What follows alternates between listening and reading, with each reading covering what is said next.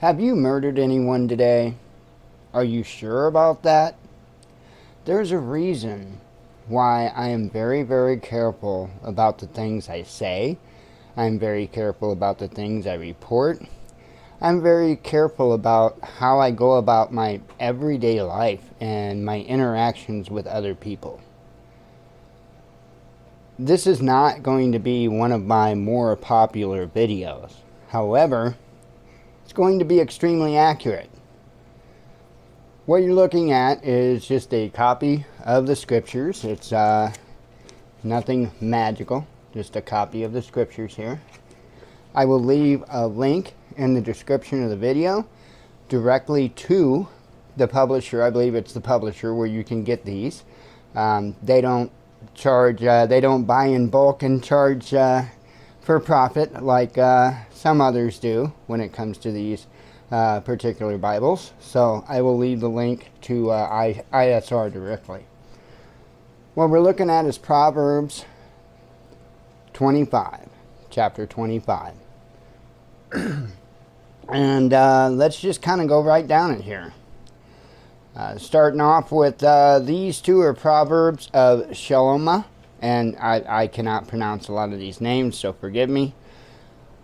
Which the men of Hizkiah, sovereign of Yehuda, copied. It is the esteem of Elohim to hide a matter, and the esteem of sovereigns to search out a matter. Okay, that means it's our job. It's our job to search the truth, and you have to understand that it was Elohim's esteem. It was his desire to hide that matter. So you're going to have to search. Well, where are you going to have to search? Well, right here it tells you the heavens for height and the earth for depth. In other words, you have to search far and wide for the truth. Far and wide. And I would say that you have to study the world's different beliefs, and you have to accept them enough to the point to where you start to find the commonalities and the differences. Okay? Then you need to start investigating those differences.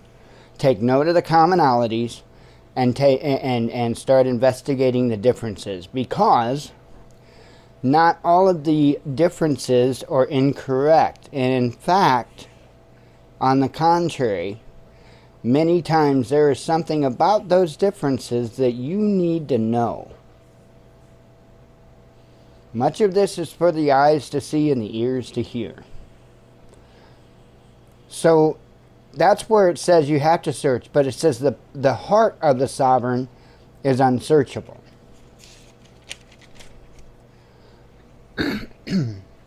So up here it says, take away the dross from silver, and a vessel comes forth for the refiner.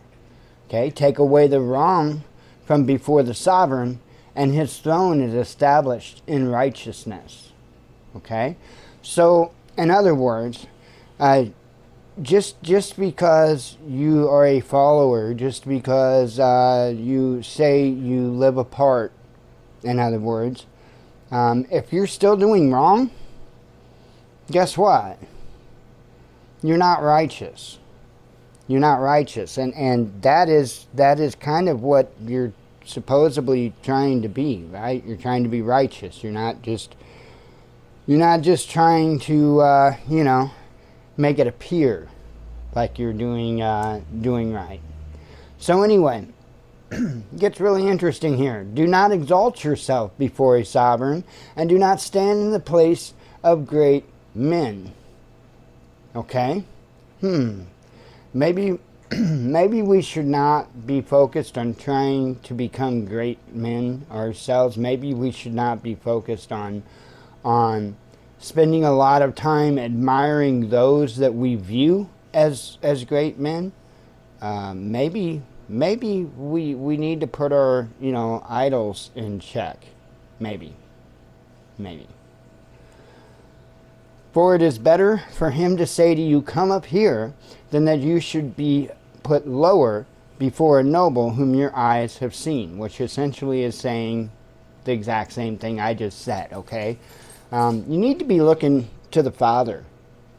like always, not like when it makes it sound good. You need to always be looking for the Father. Always.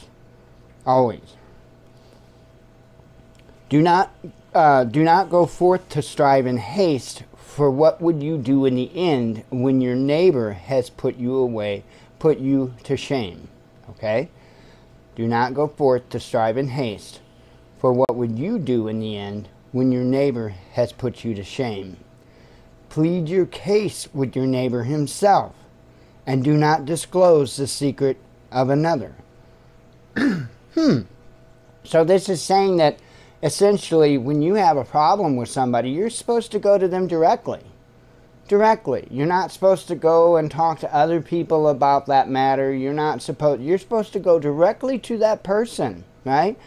And you know what? You're not supposed to disclose any personal or private or kind of information like that with anyone. Okay? Not at all. Kind of interesting, isn't it? Lest he who hears it put you to shame, and your evil report turn not back. A word spoken at the right time is like apples of gold in settings of silver. Okay? A lot of times I talk about planting seeds, and this is much to that intention. Is you know, sometimes you can just say things and then just back away. Say something, just back away. Plant that seed and just let it grow. A ring of gold and an ornament of fine gold is a wise one's reproof to an ear that hears. Like the cold of snow in time of harvest is a trustworthy messenger to those who send him.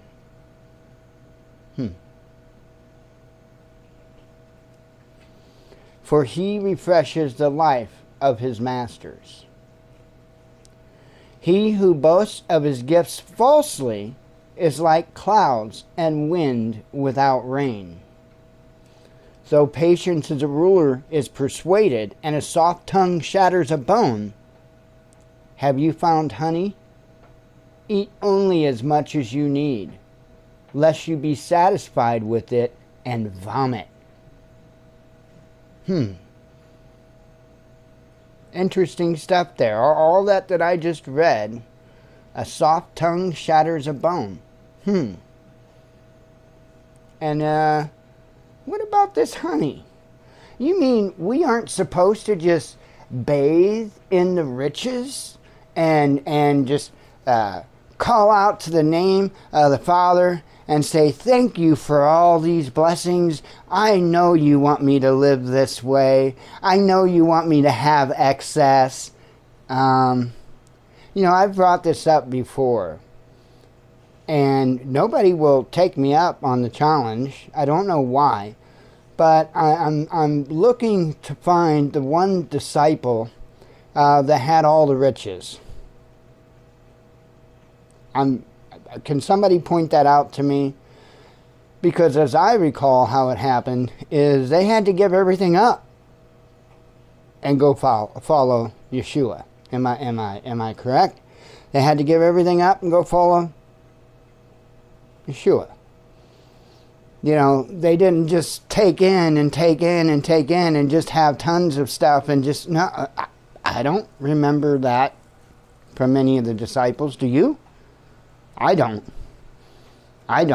So this whole thing of we're supposed to just baste in the glory of the Father with all of our riches, not so much. So, as it goes on to say, though patience is,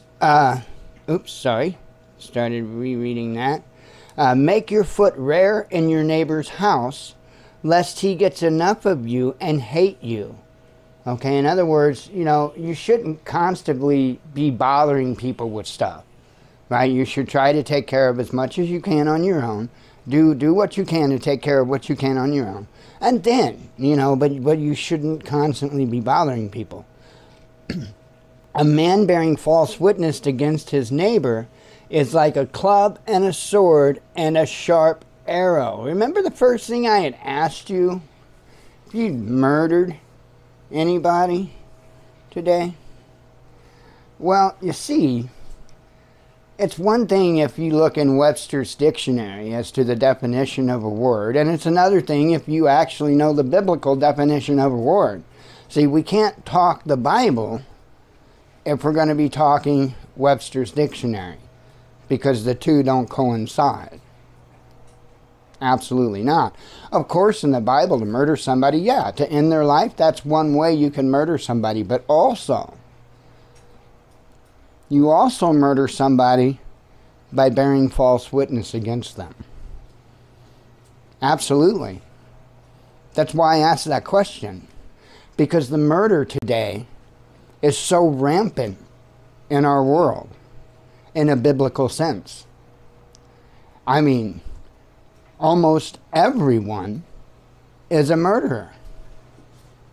Almost everyone. That is mind-blowing. That is mind-blowing. But you have to look at the biblical sense of the word. And what scales are we supposed to be working from here? Man's scales or the Father's scales?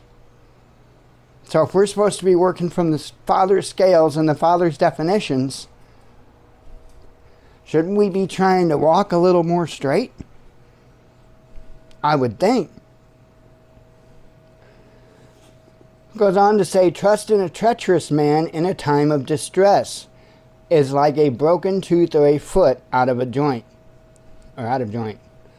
One who takes away a garment in cold weather is like vinegar on soda, and a singer of songs on an evil heart. You follow that? A lot of that. If your enemy is hungry, give him bread to eat. What? Huh? I better read that again. People are going to call me a liar. If your enemy is hungry, give him bread to eat. And if he is thirsty, give him water to drink.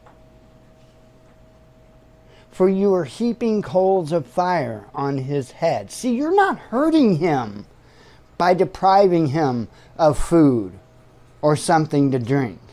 You're hurting you with the Father. You're hurting you, not him. Not him. But if you help him, if you listen to the Father and you help him, even though he is your enemy, then guess who that works against? You see, we seem to be really, really confused about what our roles are here. Maybe that's why I was pushed to make this video. And listen, the very last bit there. And Yahweh rewards you. Okay? The north wind brings rain, and a secret tongue and enraged face. It is better to dwell in a corner of a roof than in a house shared with a contentious woman.